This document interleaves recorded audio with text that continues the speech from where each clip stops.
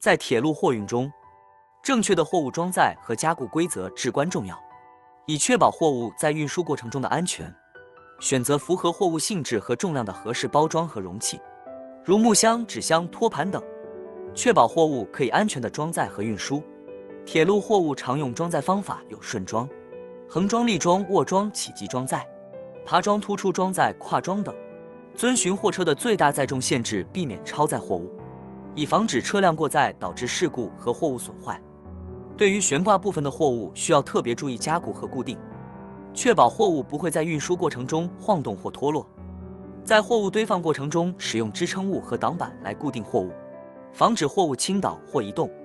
遵守中老铁路相关规定和标准，铁路运输相关的要求，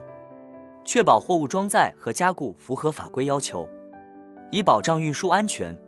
在运输过程中，确保货物的安全性和稳定性。正确的操作可以保障货物安全地运抵目的地，减少货物损坏和运输风险。